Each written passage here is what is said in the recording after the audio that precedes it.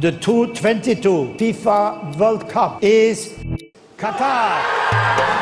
On Thursday, December 2nd, 2010, the 2022 World Cup was awarded to Qatar. At the time, Qatar was a country of just 1.4 million people and had never previously qualified for football's global flagship event. It was the first time the World Cup had been awarded to a Middle Eastern country, in line with FIFA's pledge to stage at least one major international tournament in the region before 2030. But many people still question why the World Cup had been awarded to a country with average summer temperatures of 110 degrees and only one existing stadium. And in the 12 years since, the Qatar World Cup has been subject to intense scrutiny, with the tournament even being moved to the winter for the first time in the event's history.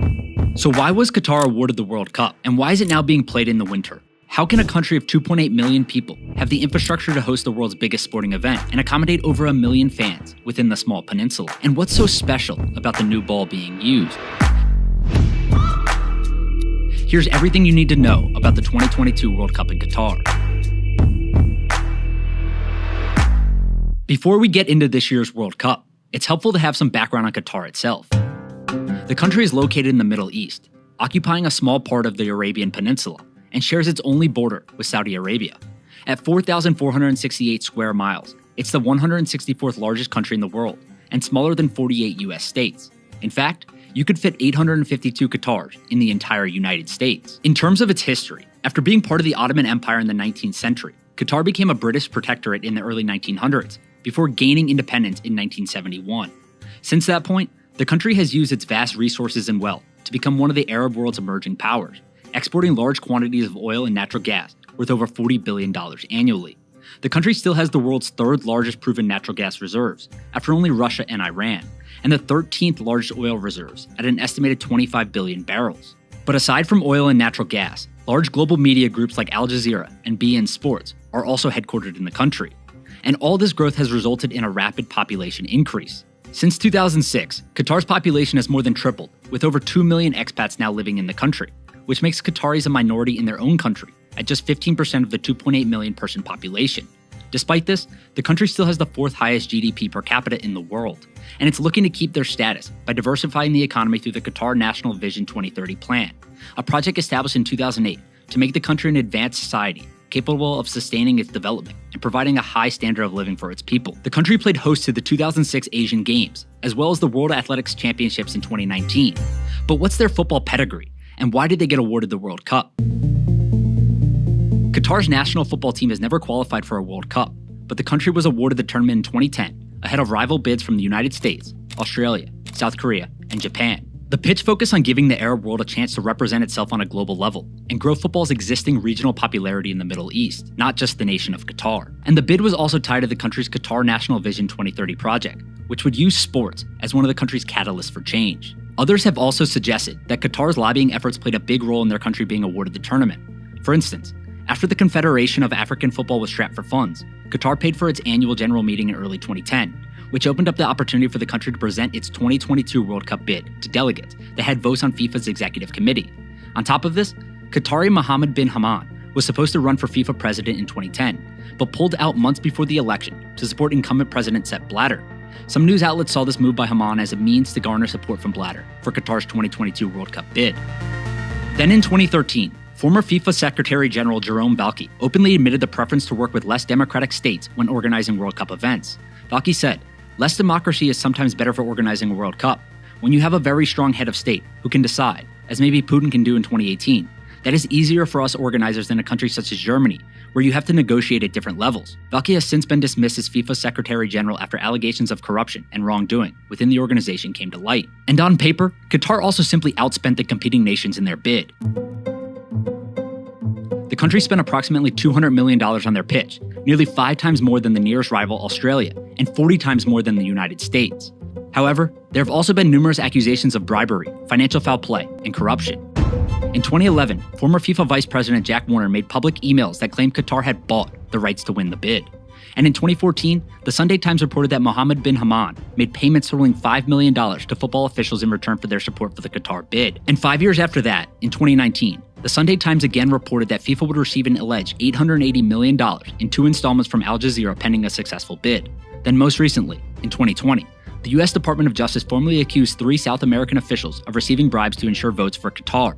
But regardless of why the country was awarded the tournament, the other obvious question is why it's being held in the winter. The World Cup has always been played in June and July, ever since its inception in 1930, but the 2022 World Cup will be the first ever to be held in November and December. The simple reason for the change? Heat. The average temperature in Qatar reaches 92 degrees at the end of April and 107 degrees in June and July. So after being awarded the tournament, it quickly became clear that a summer World Cup would be infeasible and possibly dangerous for players and fans alike. Therefore, the decision was made to move the tournament in November and December, when the average temperatures range from 70 to 76 degrees.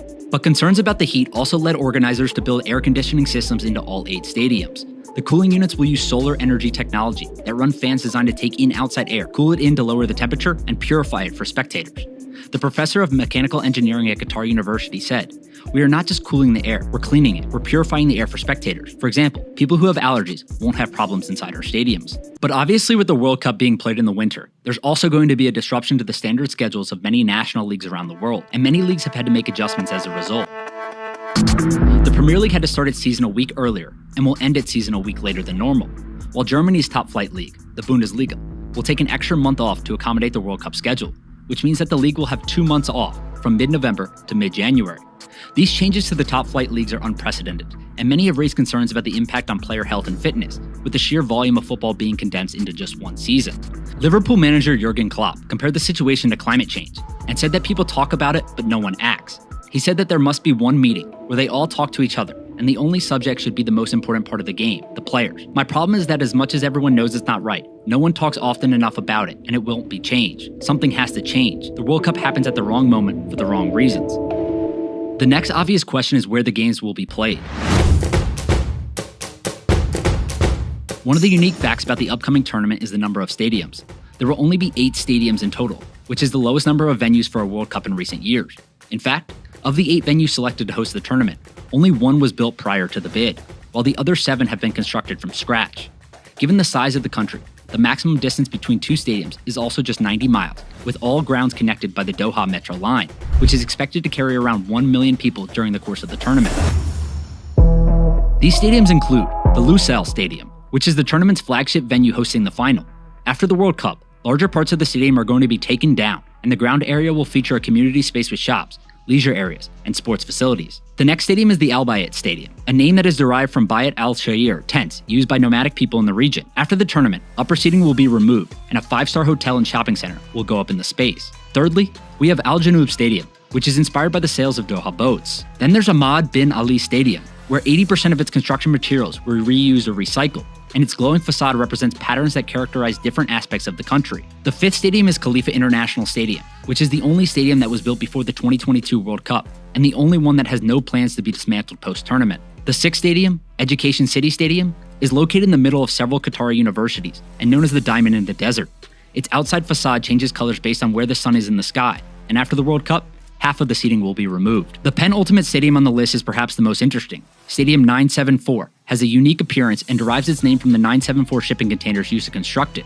The stadium will be completely disassembled after the World Cup, with the parts being reused as shipping containers and sent to other countries that need materials for their own sports facilities. Finally, we have the Al Thamama Stadium, which is named after a native tree and inspired by the Gafia, an Arabic hat. After the World Cup, a hotel and moufs will open on the property. Given that 7 of these stadiums have been built from scratch, the construction investment is substantial. Ever since Qatar was awarded the World Cup, the country has been developing infrastructure to accommodate an anticipated 1.5 million visitors, and that doesn't come cheap. The exact figure of how much has been spent on the World Cup varies depending on what's included. Some of the total cost estimates that include the stadium, infrastructure, and everything else built to accommodate 1.5 million fans are estimated at $220 billion. But the latest total to come from a Qatari official was around $200 billion. Regardless, Qatar is shattering the record of money spent on hosting a World Cup. This $200 billion plus figure accounts for approximately $6.5 billion to $10 billion on the new stadiums, and about $190 billion to $210 billion on long-term innovation projects that also fit the country's Vision 2030 plan, with infrastructure like hotels, underground transportation, and airports being built. And compared to all of the World Cup events held since 1994, Qatar 2022 will be nearly 14 times more expensive than the second most expensive World Cup on record, Brazil 2014. This spending is not without an expectation of return, though. Qatar is expecting a $20 billion economic boost from hosting the world's most prestigious football tournament, and the World Cup is a key part of their national vision project for 2030, with much of the infrastructure being transformed post-tournament to fuel further diversification of the economy. But it's not just the national spending that is important for the economics of the event. Sponsors are also a key factor. Given that the World Cup reaches millions of people in more than 200 countries globally, it's seen as one of the most premier sports marketing events in the world. Nielsen even says that the World Cup generates the highest awareness of any sporting event in the world. FIFA has a number of commercial affiliates that sponsor all of their events, including Adidas, Coca-Cola, Wanda Group, Hyundai Kia, Visa, Qatar Airways, and Qatar Energy. And for this World Cup specifically, they've got other global brands like Budweiser, Byju's, Crypto.com, Hisense, and McDonald's all sponsoring the event too. In terms of the revenue this thing brings in, not all terms are reported or disclosed for FIFA sponsors, but 2015 estimates from Business Insider and BBC say FIFA receives about $180 million per year collectively from all its sponsors. However, the awarding of the World Cup to Qatar has not been without controversy. Some consumers have called on sponsors to speak out against Qatar. Budweiser, Adidas, Coca-Cola, and McDonald's have all made statements addressing the concerns, and Denmark's kit sponsor Hummel even designed a monochrome kit that camouflages its brand logo. So, what are these controversies, and why are fans concerned by sponsors endorsing the event? The main issues revolve around migrant workers and the rights of women and minority groups in the country. On migrant workers, according to some NGOs, the pressure to build quickly has led to the mistreatment and deaths of numerous migrant workers. In fact, Qatar has been repeatedly accused of human rights violations in regard to its treatment of workers building the 2022 World Cup stadiums and infrastructure. Amnesty International claimed that 90% of Qatar's workforce is migrant workers, 1.7 million people, with the main culprit of criticism for migrant working conditions being the kafala system, which requires migrant workers in Qatar to be monitored and controlled by their private citizen or employee sponsor, including visa and legal status. As a result, there have been accusations that construction workers in Qatar have been abused, denied their wages, and trapped in a system that they cannot escape from, which some have labeled as a de facto form of slavery. And there has been a dispute over the number of migrant workers who have died on these projects, with figures ranging from 7,000, according to the International Trade Union Confederation, to just 3 work-related fatalities and 39 non-work-related fatalities, according to the Qatari authorities. But whatever the exact figure is, World Cup organizers admitted in April 2022 that migrant workers were exploited by 3 companies with forced labor. And on top of the issues around migrant workers, concerns have also been raised around the rights of minority groups in Qatar and the lack of freedom of expression in the country, particularly in relation to women's rights and the rights of the LGBTQ+ population. Compared to other modern countries and world powers, Qatari women have fewer rights, and there's a stark imbalance compared to men. Under a guardianship system, women are required permission from a male guardian, a husband, father, brother, grandfather, or uncle, to do things like study abroad, work most government jobs, travel abroad for certain ages, and gain certain female reproductive care. And although women have the right to vote, there are only 4 women in the country's 45-member parliament. Similar issues are faced by LGBTQI people, who have very few rights in Qatar, where homosexuality is illegal. Per the government's Article 296, leading, instigating, or seducing a male in any way to commit sodomy or dissipation, and inducing or seducing a male or a female in any way to commit illegal or immoral actions is considered a crime punishable by up to 7 years in prison. And according to Human Rights Watch, Qatar has also censored references to sexual orientation and gender identity in the media, and there are accusations of internet surveillance and arrest of LGBTQI persons based on their internet activity. In response to these accusations, Qatari leaders have said that it will welcome LGBTQI visitors and allow them to fly rainbow flags during the games, but they have frequently fallen back on the phrase of respecting culture in response to many of these accusations. For instance, Emir of Qatar, Sheikh Tamim bin Hamad Al Thani, said, "We welcome everyone, but we also expect and want people to respect our culture." But what about the fans? And what measures have been put in place to accommodate the expected 1.5 million people descending on the country to support their teams? With a population of just 2.8 million, the influx of fans, officials, and teams is expected to inflate the population to over 4 million at points during the tournament. And while there are 69 hotels on FIFA's official hotel list, many fans have already raised concerns that they're unsurprisingly very expensive with limited availability. Back in March, for instance, there were only 30,000 hotel rooms in Qatar, and 80% had already been booked by FIFA officials and World Cup teams. As a result, organizers have had to create additional temporary accommodation for fans, which includes a mini tent city that can house up to 3,000 fans situated 1 hour outside of Doha, Fan Village Cabbage, which some news outlets have labeled glorified shipping containers, and finally, 2 cruise ships permanently docked in a brand new cruise terminal built specifically for the 2022 World Cup. 6,350 guests can stay on a 19-story boat, which includes shops, restaurants, bars, gyms, and pools. Given the inflated prices in Qatar itself, some fans are opting to stay in neighboring countries like the United Arab Emirates, Saudi Arabia, Kuwait, and Oman, with these countries offering shuttle flights for the tournament. And it's not just accommodation, which is expensive. Unsurprisingly, considering the cost of the tournament, the 2022 FIFA World Cup will have some of the highest ticket prices ever. The most expensive finals tickets will cost 5,850 Qatar Riyals, or about $1,400, which is up 46% from the $926 for the 2018 final in Russia. Group matches will start at $67 for foreigners, and Qatari citizens will enjoy a discounted rate as low as $9 for group matches. One of the other commonly discussed issues has been the availability of alcohol. For many football fans, alcohol has become a key part of fan culture. But as a predominantly Muslim country, Qatar does not routinely serve alcohol. Only approved resorts and hotels are allowed to serve it based on permit-based status, and it's not routinely available at the scale and quantity that many fans might be used to experiencing in their native countries. Organizers have made some exceptions, and alcohol will be available at select areas within stadiums, as well as the official fan zone, but it's not extensive. For example, alcohol won't be served in the desert tent city because the desert is considered a traditional place in Qatari culture.